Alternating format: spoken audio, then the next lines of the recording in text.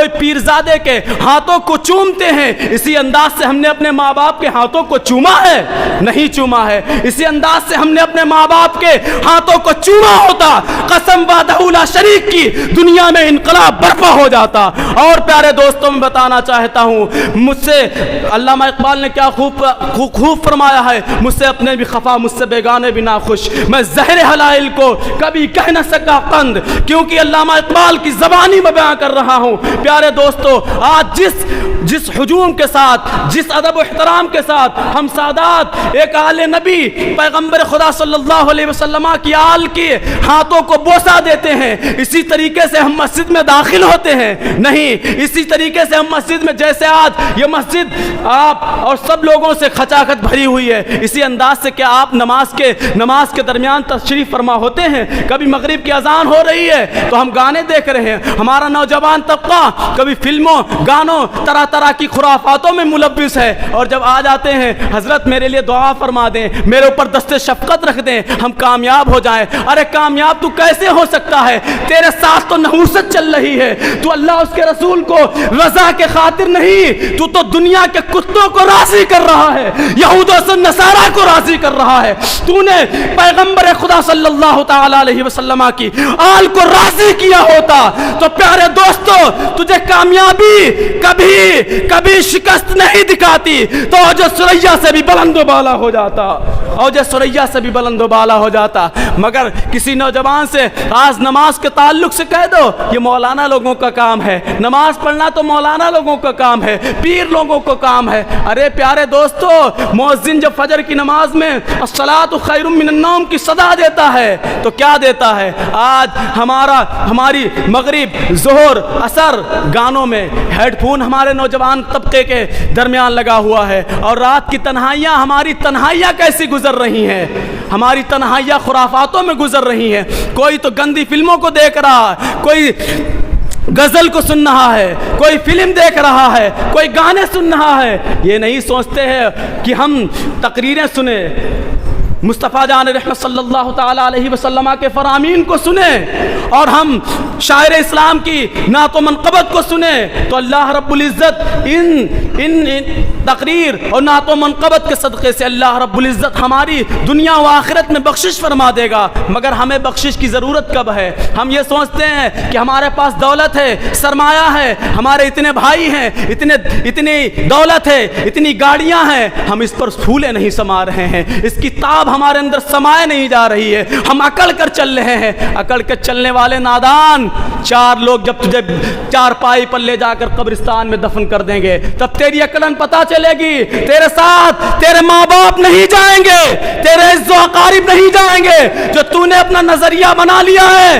رات کی تنہائیوں میں خرافاتی کام کرنے کا، موبائل تیرے ساتھ نہیں جائے گا، تیرا موبائل بھی دوسرے یوز کریں گے، تیری وراثت پر دوسرے مزے ماریں گے، تیری دولت پر لوگ دوسرے مزے اڑائیں گے، مگر تجھ کو جھیلنا پڑے گا، پریشانیاں تجھ کو اٹھانا پڑیں گی، مصیبت تجھ کو اٹھانا پڑے گی۔ تو پیارے دوستو، نوجوان طبقہ، اور آج پیارے دوستو، ہم سرکار تاج الشریعہ فرماتے ہیں سلح کلی نبی کا نہیں سنیوں، سنی سچا مسلم ہے نبی کے لیے۔ آج ہم سلح کلیت پھیلائے ہوئے ہیں، ہم دیوبندی اور بہابیوں میں اپنے بچوں اور بچیوں کی شادی کر رہے ہیں، کس مقصد سے کر رہے ہیں؟ تھوڑا دہیج مل گیا ہے، تھوڑی لالچ مل گئی ہے، تھوڑی بھیک ان سے میسر ہو گئی ہے، وہ بھیک ہمیں مل گئی ہے، اس کی وجہ سے ہم نے اپنے بیٹے کو جہنم میں تو ڈھکیلنا گوارا کر دیا ہے، ایک غریب سنی کی بیٹی لانا گوارا نہیں کیا ہے پیارے دوستو۔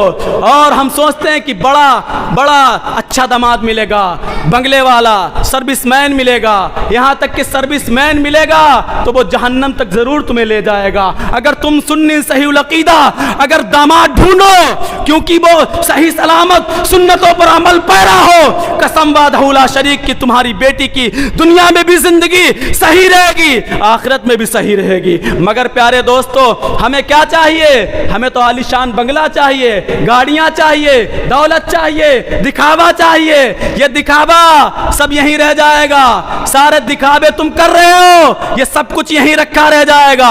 تمہارے ساتھ جانے کو ہو تو نیک اعمال جائیں گے، اہل بیت کی محبت جائے گی، اگر اہل بیت سے سچی محبت کی ہے وہ ساتھ آپ کے جائے گی۔ اور یہ امام حسین علیہ السلام کا مہینہ چل رہا ہے، سرکار امام حسین علیہ السلام کی آج سے سچی محبت کرو۔ یہ نہیں آج ہر زبان پر اہل بیت کی شان میں گستاخیاں کرنے والے موجود ہیں، ان کا بہت برا انجام جیسے یزید کا انجام ہوا اس سے زیادہ ان لوگوں کا انجام ہوگا جو اہل بیت کی شانوں میں گستاخیاں کرتے ہیں۔ میں ان سے کہنا چاہتا ہوں، استاد زمن فرماتے ہیں بے ادب گستاخ فرقے کو سنا دے احسن، بے ادب گستاخ فرقے کو سنا دے احسن، یوں بیاں کرتے ہیں سنی داستان اہل بیت۔ اور پیارے دوستو استاد زمن فرماتے ہیں بے اجازت ان کے گھر میں جبرائیل آتے نہیں، قدر والے جانتے ہیں قدر شان اہل بیت۔ ارے اعلیٰ حضرت عظیم البرکت جب ماہرہ کی سرزمین پر پہنچتے ہیں تو اپنی جوتیوں کو بغل میں دبا لیتے ہیں۔